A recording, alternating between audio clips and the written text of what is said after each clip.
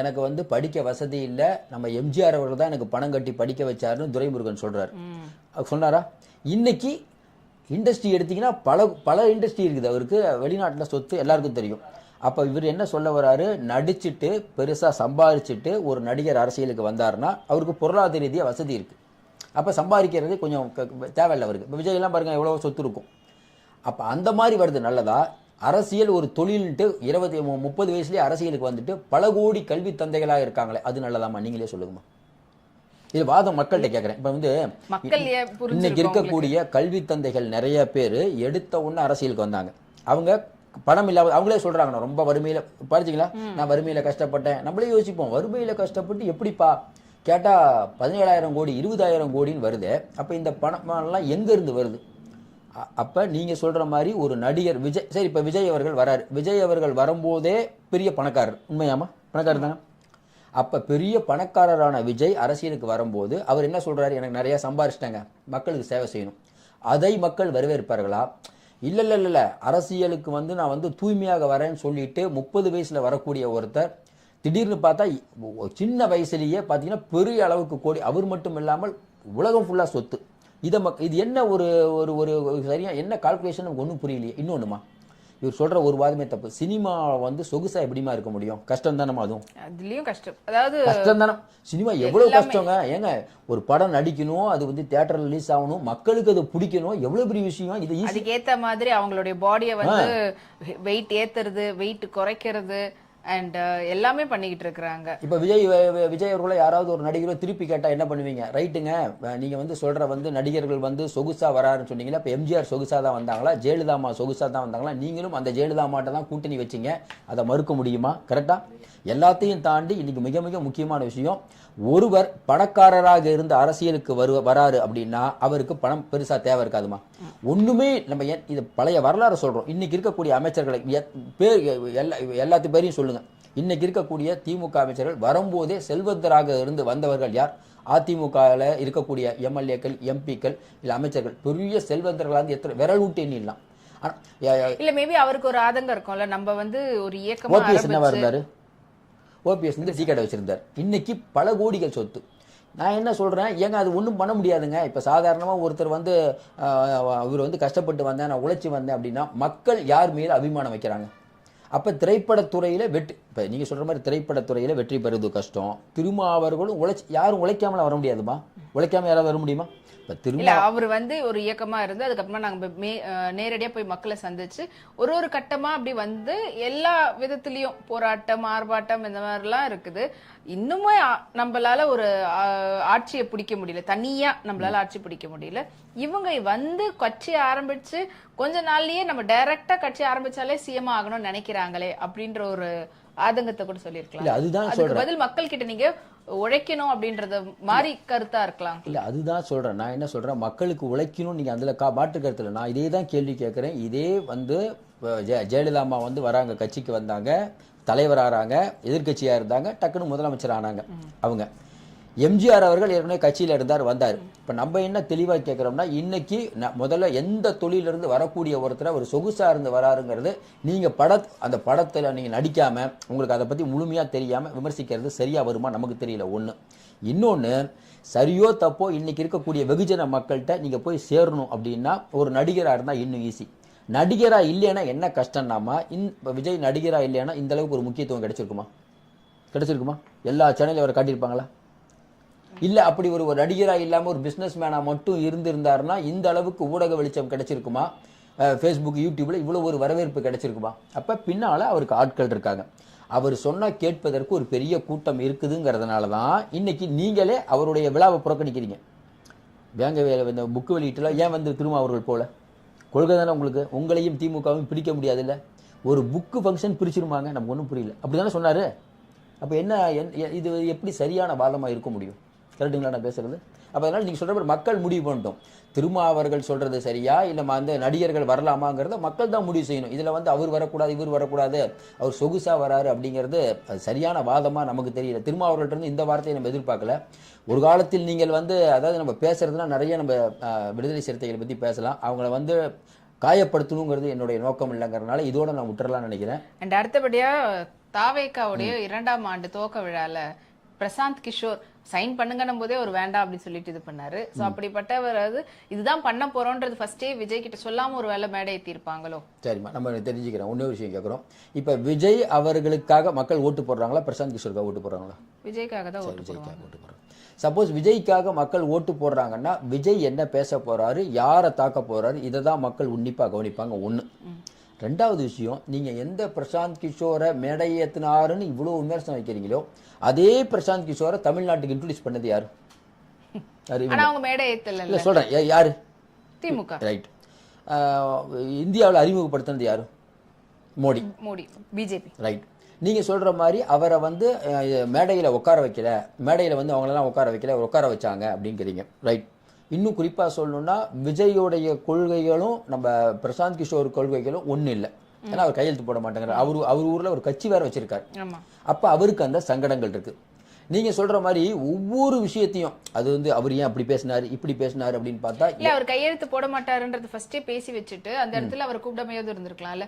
லைவ்ல அது போகும்போது அது ஒரு ட்ரால் மெட்டீரியலா இவங்க வந்து எல்லாத்தையுமே சோஷியல் மீடியால ட்ரால் பண்ணிருக்காங்க. அதுவும் விஜய்னா இன்னும் அதிகப்படியாவே நடக்குது இல்ல? இல்ல, கண்டிப்பா அந்த ஒரு வாதத்தை நான் ஏத்துக்கிறேன். அவர் வந்து நின்னது, அதை ஒரு இஷ்யூ ஆக்குனது அப்படிங்கிறது அது வந்து அவங்க முன்னாடியே பேசியிருக்கலாம். அது மாற்று கருத்து இல்லை. இன்னொன்னும் கூட அவர் மேடை ஏத்தி இருக்கலாமா வேணாமான்னா இப்ப நாங்களாம் கேட்டா வேணாம் சார், ஏன் ஏத்தி இருக்கிறது தேவையில்லாத வேலை, கீழே வேணா ஃபர்ஸ்ட் ரோல உட்கார வச்சிருக்கலாம். ஏன் அப்படின்னா அவர் அப்படிங்க இப்ப வந்து அவர் வந்து ஒரு இந்த கட்சியில எப்படி எப்படி என்னென்ன பண்ணணுங்கிறத சொல்றதுக்கு ஒரு ஐடியா கொடுக்க வந்திருக்காரு. கரெக்டுங்களா? ஆனா அவர் தான் சிறப்பு விருந்தினர். ஆனா பார்க்கக்கூடிய விஜயுடைய ரசிகர்கள் இருக்காங்கல்ல, ரசிகர்கள் அக்செப்ட் பண்ணிக்குவாங்கம்மா. ஒண்ணு. இன்னொன்னுமா வெகுஜன மக்கள் இருக்காங்கல்ல, வெகுஜன மக்கள்கிட்ட நீங்க எப்படி போய் சேரும்னா பாருங்க, பிரசாந்த் கிஷோரை போய் மேடையில் உட்கார வைக்கிறாங்க, பீகார்லேருந்து வந்தவரை உட்கார வைக்கலாமா அப்படின்னு நீங்கள் நிறைய விமர்சனம் வச்சாலும் மக்கள் பார்க்குற மக்கள் விஜய் மக்களுக்கு நல்லது பண்ண போறாரா இல்லையாங்கிறத மட்டும்தான் அந்த ஓட்டு போடுற மக்கள் யோசிப்பாங்க இல்லையா? இந்த ஃபேக்டரை வச்சு அது வந்து எப்படி சொல்றதுன்னா இதை வச்சு நீங்க சும்மா பேசிக்கலாம் இல்லையா? இது வந்து பெருசா வந்து இப்போ மும்மொழி கொள்கையை வந்துட்டு வேண்டாம் அப்படின்ற மாதிரி பேசக்கூடிய விஜய் அவர்கள் இருக்கும்போது ஒரு விழாவுக்கு அவங்களுடைய விழாவுக்கு சிறப்பு விருந்தினரா வந்திருக்கிறவர் அதை ஆதரிக்கக்கூடியவரா இருந்தாருன்னா அது எப்படி முன்னுக்கு முரணா இருக்குது இல்ல?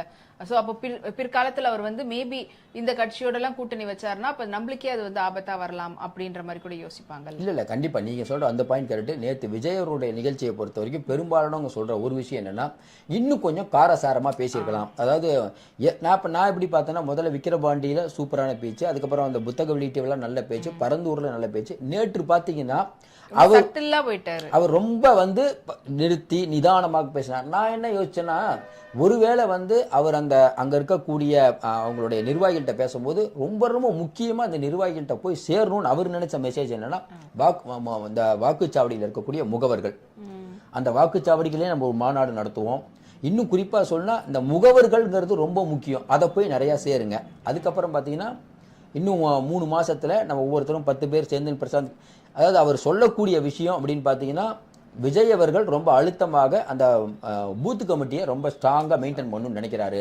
இந்த மேடையை அதுக்கு யூஸ் பண்ணிக்கிட்டாரு. இன்னும் குறிப்பா சொல்லணும்னா நேற்று அவங்க உள்கட்சி இதுன்றதுனால உள்கட்சிக்கு தேவையான விஷயத்த அதனால லைட்டா வந்து அப்பயும் திமுகவையும் இதையும் 2 பேரும் நீங்க இது வச்சிருக்கீங்க. ஆனா என்னன்னா அவர் சொன்ன டோன் நேற்று பேசும்போது எப்பயும் இருக்கிற டோன் இல்லை. எப்பயுமே குடும்பம் அப்புறம் வந்து பாசிசம் அதை வந்து இன்னும் கொஞ்சம் அழுத்தமாக சாஃப்டா பாசிசம் பாயாசம் தாங்க. அதனால ரொம்ப ஏன்னா இன்னொன்னு வந்துங்க எல்லா அரசியல் கட்சி தலைவரும் எல்லா மேடையிலையும் நீங்க வந்து நீங்க நினைக்கிற மாதிரி பர்ஃபார்மன்ஸ் பண்ணணும்னு நினைக்க கூடாது. ஒவ்வொருத்தருக்கும் ஒரு ஸ்டைல் இருக்கும். நேற்று ஒரு ஸ்டைலு. நம்ம பொறுத்தவரைக்கும் ஒரே விஷயம் தாங்க. நம்ம எப்படி விஜய் அவர்களை பார்க்குறோம்னா விஜய் அவர்கள் பொழுதுபோக்குக்கு அரசியலுக்கு வரல. எல்லாத்தையும் தாண்டி விஜய் அவர்கள்ட்ட நம்ம ஏன் தொடர்ந்து விஜய் வந்தால் நல்லா இருக்கும்னு நான் சொல்றேன்னா நீங்களுடைய கிராஃபை பார்த்தீங்கன்னா பிரச்சனையை தான் பேசுறாரே ஒழிய தனி மனித தாக்குதல் இல்லை. அது ரொம்ப எனக்கு பிடிக்கும். ஒண்ணு. இன்னும் முக்கியமான விஷயம், எவ்வளவோ அரசியல் கட்சிகள் ஆரம்பிக்கிறாங்க, அம்பேத்கர் அவர்களை முதல்ல தூக்கி ஒரே இயக்கம் சொல்லுவேன், ஒரே இயக்கம் இவங்க தான். அதாவது சாதி ரீதியான ஒரு இயக்கமா இல்லாம ஒரு பொது இதுல இருக்கக்கூடிய கட்சியில அம்பேத்கர் அவரை கொள்கை தலைவரா எடுத்திருக்கக்கூடிய ஒரே கட்சி. ஏன்னா உடனே கேட்கலாம் எல்லாரும் வந்துட்டு ஏன் திருமாவர்கள் இல்லையா, அதை வந்து ஆரம்பத்துல எல்லாரும் சொன்னது ஒரு சாதிய இயக்கமாவும் அதுக்கப்புறமா கட்சியா மாறுச்சு. இது இல்லாம ஒரு பொது கட்சியில அவருக்கு எடுத்திருக்கிறதுன்றது பெரிய விஷயம். இன்னொன்னு நிறைய பேரை வந்து பழைய தலைவர்கள் அஞ்சலையம்மா எல்லாம் வந்து இன்னைக்கு இளைய தலைமுறை படிக்கிறாங்கன்னா காமராஜர் அவர்கள் இவங்களை பத்தியான விஷயங்களை வந்து நீங்க விஜய் பேசும்போது நிறைய பேர் கொண்டு போய் சேருது. இன்னொன்னுமா, என்னை யாராவது வச்சீங்கன்னா கை வச்சீங்கன்னா அப்படி இப்படின்னு சீமான் பேசுறாருல, அந்த மாதிரி இளைய தலைமுறைக்கு அவர் சொல்லிடுகலையா? அதே போல ஒருமையிலையும் பேசாதீங்கன்றத பத்தி ஆதவ அர்ஜுனா சொல்லியிருந்தாரு. அதே இவரும் அதை மெயின்டைன் பண்ணாரு. ஒருத்தவங்களை பேசும்போது மரியாதையாவும் சொல்ல இல்ல அதுதான் இந்த மாதிரியான விஷயங்களை தான் நான் மக்கள்கிட்ட கொண்டு போய் சேர்க்கணும்னு நினைக்கிறேன். பிரசாந்த் கிஷோர் அப்படிங்கிற ஒருவர், இன்னொன்னு பிரசாந்த் கிஷோரை பத்தி நான் பிரசாந்த் கிஷோர் இவங்களுக்கு பிரச்சனை வருமா அப்படின்னா, பிரசாந்த் கிஷோர் உள்ள வந்ததுனால உள்ள இருக்கக்கூடிய ஜான் ஆரோக்கியசாமிக்கு மன வருத்தம் இருக்குமானா கண்டிப்பா இருக்குமா? இல்லாம இருக்கவே வாய்ப்பே இல்லை. ஏன்னா புதுசா ஒருத்தர் ஏற்கனவே விஜயோட ஒருத்தர் இருக்காரு, புதுசா பிரசாந்த் கிஷோர் வந்தா மன வருத்தம் இருக்காம இருக்குமா? அதுக்கு தான் அவரு ஒரு பதில் சொன்னாரு ஆதவ அர்ஜுனா. இல்ல எங்களுக்கு கரெக்ட்டா சொல்றாங்க 1 2 3 இதுக்கு அப்புறமா தான் அப்படின்றது. அதுல ஏன் நான் வந்து பிரச்சனை வராது அப்படின்னு சொல்றேன்னா, அக்டோபர் மாசம் பீகார்ல எலெக்ஷன்மா. நாங்களே நிறைய பீகாரை பத்தி பேசிட்டு இருக்கோம். பீகார்ல எலெக்ஷன் இன்னைக்கு என்ன மாசம்? பிப்ரவரி. இன்னும் எத்தனை மாசம் நடுவில் இருக்குது? அவர் அங்க வேலை பார்ப்பாரா இங்க வேலை பார்ப்பாரா? அங்கதான் போய். அப்ப இங்க வந்து அவருடைய அந்த எப்பயுமே பிரசாந்த் கிஷோர் அவர்களை பாத்தீங்கன்னா தொடர்ந்து நீங்க பாத்தீங்கன்னா திமுக இருக்கும்போது என்ன குறைன்னா, இப்படி நிக்கணும் அப்படி நடக்கணும், அப்படி அவர் சொல்ற மாதிரி தான் எல்லாம் பண்ணணும். அவர் வியூக வகுப்பாளர் வந்துட்டு அவர் சொல்றதான் நீங்க கேட்கணும். அப்படி ஒரு விஷயம் தான் திமுகலே நிறைய கொந்தளிப்பு இருந்தது. இதே திமுக இருக்கக்கூடிய அமைச்சர் சொல்றாரு பிரசாந்த் கிஷோர்லாம் அவர் ஊர்லயே போனி ஆவலன்னு. சரி, அவர் ஊர்ல போனி ஆவாதவர் தான் நீங்க கூட்டு காசு கொடுத்தீங்க, கரெக்டா? மோடி காசு கொடுக்கலையா?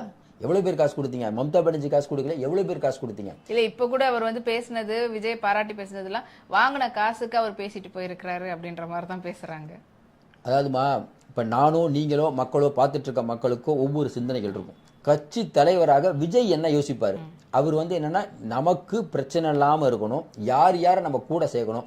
ஏற்கனவே நம்ம சொன்ன மாதிரி ஒரு பாயிண்ட் ரொம்ப அழுத்தமா நினைக்கிறேன் நான். பிரசாந்த் கிஷோர் அவர்களை விஜய் சேர்த்ததுக்கு காரணம், இந்த அளவுக்கு முக்கியத்துவம் கொடுக்கறதுக்கு காரணம் அவருடைய ஐடியாவை கேட்கறதுக்கு இல்லை. அவர் என்ன யோசிப்பாரு, விஜய் எப்படி தரப்புல என்ன யோசிப்பாருன்னா, நமக்கு நேர் எதிரி யார்? அவருக்கு விஜய் திமுகவுக்கு இப்ப ரொம்ப எதிரி யாரு? அங்க அது ஒரு பிஜேபி இல்ல திமுக எதிரி பிஜேபி இல்ல, 2 பேரும் டீலிங். அது ஒரு பிரித்தி அவர் சொன்னார்ல, அதை பத்தி பேசுவோம். திமுகவுக்கு மிகப்பெரிய எதிரி யாருன்னா ஆதவ அர்ஜுனா. ஏன்னா ஆதவ அர்ஜுனா வந்து இவங்களோட இருந்தாரு, ஒன்னா இருந்தாரு. ஆதவ அர்ஜுனா தான் பென் நிறுவனத்தை வடிவமைச்சு கொடுத்தாரு. அப்ப ஆதவ அர்ஜுனா வந்து விஜய் விட கோவத்தில் இருக்காரு திமுக ஒழிக்கணும், கரெக்டுங்களா? ஒன்னா. அப்ப திமுக மேல இன்னும் கோவத்தில் இருக்கிறது யாரு? ஆதவ அர்ஜுனா சொல்லியிருப்பார்ல, நானாவது பரவாயில்ல, பிரசாந்த் கிஷோர் கொலவெறியில இருக்காரு ஜி. அதாவது ஒருத்தவங்களை பிடிக்காதவங்க எல்லாம் சேர்ந்து ஒரு அணியா. அப்ப நீங்க சொல்ற மாதிரி விஜய் என்ன யோசிப்பாரு, நமக்கு காரியம் ஆகணும். பிரசாந்த் கிஷோர் ஏற்கனவே திமுக ஹையர் பண்ணி திமுகவுடைய உள் விவகாரங்கள் எல்லாம் தெரிஞ்ச வருமா?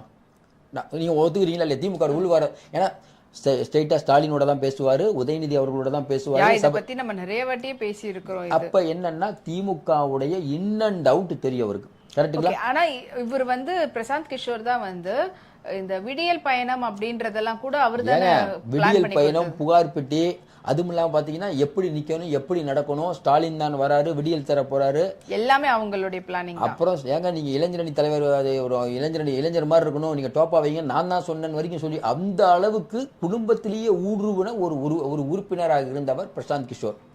அப்ப பிரசாந்த் கிஷோர் வந்து இவரை கூப்பிட்டா நமக்கு, இவர் சொல்லியிருப்பாரு, பிரசாந்த் கிஷோரை கூப்பிட்டா நமக்கு நிறைய விவரங்கள் தெரியும், திமுகவுடைய அஸ்திவாரத்தை டேமேஜ் பண்ணலாம். அதையும் தாண்டி இன்னொரு விவரமும் தெரியும். நான் யோசிக்கிறேன் என்ன, திமுகவில் அதாவது திமுக இப்ப நம்ம பேசிட்டு இருக்க நேரம் வந்து எல்லா பெரும்பாலான மாவட்டங்களுக்கு குறிப்பிட்ட ஒரு பாயிண்ட்டுமா, அந்த பாயிண்ட்டுக்கெல்லாம் பணம் போயிடுச்சு. ஓகே, இப்பவே 2026 நீங்க 26 அடுத்த வருஷம் போயிடுச்சு. ஆமாங்க, பணப்பட்டுவாடா. நீங்க வந்து சென்ட்ரல் கவர்மெண்ட் சொல்ல முடியாது, அமித்ஷா வந்து அது உங்களை அப்படி பண்ணு, உள்ள வைப்பேன், இப்படி உள்ள பண்ணு சொல்லிட்டு இருக்காருலமா. ஓகே, நெருக்கத்துலன்னா போலீஸ் எல்லாம் ஃளைங் ஸ்குவாட் எல்லாம் இருப்பாங்க. எப்பயுமே வந்து நெட்வொர்க், இந்த மாதிரி திமுக அதிமுக அப்படின்னு பிஜேபி அதிர வைக்கும் நெட்வொர்க் அப்படிம்பாங்கல்ல, பயங்கரமா இந்த நெட்வொர்க் பணம் எப்படி போகுதுங்கிறத நீங்க பாத்தீங்கன்னா, சமீபத்துல ஒரு உதாரணம் வந்து ஹரியானாமா. நீங்க வந்து இந்த மாதிரிலாம் நீங்க பணம் போகாம அந்த அளவுக்கு வந்து ஹரியானாவில் மிகப்பெரிய, இதற்காக என்ன பண்ணிருக்காங்கன்னா, ஒரு வருஷத்துக்கு முன்னாடியே எல்லா இடத்துக்கும் பணம் போயிடுச்சு. பிஜேபி பண்ண வேலை ஹரியானால. இதுக்கும் ஸ்டேட்லேயும் அவங்க கவர்மெண்ட், சென்ட்ரல்லையும் அவங்க கவர்மெண்ட். ஆனாலும் ஒரு வருஷத்துக்கு முன்னாடி பணத்தை அனுப்பிட்டாங்க. பணத்தை அனுப்பிட்டு என்ன பண்ணுறதுன்னா பூத்து கமிட்டியை போட்டு அந்த நிர்வாகிகளுக்கு டெய்லி வந்து காலையில் என்ன வேலைன்னா பூத்து கமிட்டி வரணும், காசு வாங்கணும், அவங்களுக்கு காசு கொடுத்துருவாங்க, நேராக போய் தொகுதியில் இருக்கக்கூடிய ஒரு 2-3 தெரு பிரித்து கொடுத்துருவாங்க. இதுதான் அவங்களுடைய முழு நேர வேலை. ஆர்எஸ்எஸ்க்கும் இதே மாதிரி தான் வேலை. அதாவது தேர்தல் அரசியலை நம்ம எப்படி பண்ணணுங்கிறத பிஜேபியிலிருந்து கற்றுக்கணும். பிஜேபி ஒரு வருஷங்கள் பண்ணுறாங்களா, கடைசியாக தூங்கி எந்திரிச்சு கடைசியாக வேட்புமனு தாக்கலும் போது தான் காங்கிரஸ் வேட்பாளரே அறிவிப்பாங்க. அப்போ அறிவிச்சு போகும்போது என்னென்னா ஆல்மோஸ்ட் எல்லா வேலையும் முடிச்சிருப்பாங்க. நீங்கள் எங்கே போய் ஓட்டு கேட்பீங்க? இப்போ திமுக என்ன பண்ணுதுன்னா பணம் போயிடுச்சு. இந்த பணம் போகிற விஷயம் என்ன பண்ணுறாங்க, இந்த பணம் நெட்வொர்க் யார் பணம் கொடுக்குறா, அது எப்படி அந்த பணம் வந்து எல்லா ஊருக்கும் போகுது அப்படிங்கிறதுல தமிழ்நாட்டிலே கரகண்ட 2 கட்சி திமுக அதிமுக. இந்த 2 பேருக்கும் தெரியும் எப்படி பணம் போகுது, எங்கே போகுது, எப்படி எடுக்கிறாங்கன்னு. பாம்பின் கால் பாம்பறியுங்கிற மாதிரி இவங்க எப்படி பண்றாங்கன்னு அவங்களுக்கு தெரியும், அவங்க எப்படி பண்றாங்கன்னு இவங்களுக்கு தெரியும். ஆனால் என்ன இதில் விஷயம்னா இந்த நெட்வொர்க்கு இப்போ ஓரளவுக்கு பிரசாந்த் கிஷோருக்கு தெரியும். 10 வருஷம் ஆட்சியில் இல்லாமல் முதல்ல வந்திருக்காங்கம்மா. கலைஞர் அவர்கள் இருக்கும்போது பிரசாந்த் கிஷோர் வந்திருந்தா, தம்பி உனக்கு என்ன வேலை, உன் வேலை இது மட்டும் நீ பாரு, கிளம்பிட்டுருப்பார். ஒரு வேளை சொல்லியிருந்தாருன்னா ஜெயலலிதாமா உள்ளே சேர்க்க மாட்டாங்க. ஆனால் இப்போ இங்கே போன தடவை என்ன பண்ணாங்கன்னா 10 வருஷம். அப்போ என்னன்னா மோடியை ஜெயிக்க வச்சவர், மம்தாவை ஜெயிக்க வச்சவர் கெஜ்ரிவால், பெரிய ஆள். அவர் ஸ்ட்ரெயிட்டாக வந்தாருன்னு தெரியும். அவர் வந்து நேரடியாக ஸ்டாலின்கிட்ட தான் பேசுவார், மற்ற யார்ட்டையும் பேச மாட்டார்.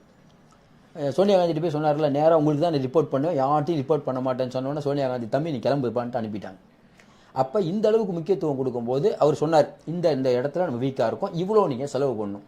அப்போ செலவு பண்ணணுன்னா நீங்கள் கொஞ்சம் அப்படின்னா இல்லைங்க பணம் போயிடுச்சு, எங்கே பணம் இருக்கும் கேட்பார்ல, ஆமாம் அங்கே பணம். அப்போ திமுகவில் எந்த இடத்துக்கு பணம் வரும், அதை எப்படி அவங்க ரொட்டேஷன் பண்ணுவாங்க, எல்லாமே யார் பணத்தை செலவு பண்ணுவா, யார் பணத்தை செலவு பண்ண மாட்டா, எந்த தொகுதிக்கு யார் செலவு பண்ணது, எந்த தொகுதிக்கு போன தடவை வீக்காக இருந்தது. ஒன்று வேணாமா, மொடக்குறிச்சின்னு ஒரு தொகுதி, அந்த தொகுதியில் வந்து சுப்புலட்சுமி ஜெகதீசன் இல்ல இங்கேயே பாத்தி இவங்கள தானே சொல்றீங்க, சுப்புலட்சுமி ஜெகதீசன் இருக்கும். சுப்புலட்சுமி எவ்வளவு ஓட்டுல தோத்துருக்காங்க? 281 ஓட்டு. வெறும் 281 ஓட்டுல பிஜேபி ஜெயிக்குது. அப்ப பிஜேபி ஜெயிக்கிற அம்மா யார் தெரியுமா? சி.கே. சரஸ்வதி. அங்க யாருன்னா பயங்கரமான கல்வி நிறுவனம் வச்சிருக்காங்க, பணத்துக்கு குறைவே இல்லை, பணத்தை வச்சு அடி அடிச்சிட்டாங்க. அப்ப திமுக என்ன நினைக்கு, திமுக பிரசாந்த் கிஷோர் என்ன பண்றாரு, எந்தெந்த மாவட்டத்துக்கு பணம் போகணுங்கிற அவர் டீட்டெயில் தெரியும். இதெல்லாம் இப்போ வந்து விஜய் கட்சிக்கு சொல்லுவார்ல, பாருங்க இந்தந்த மாவட்டத்துக்கு இங்கெல்லாம் பணம் போகும். நம்ம வந்து திமுகவை அடிக்கணும்னா மிக மிக முக்கியமான விஷயம் பூத்து கமிட்டி.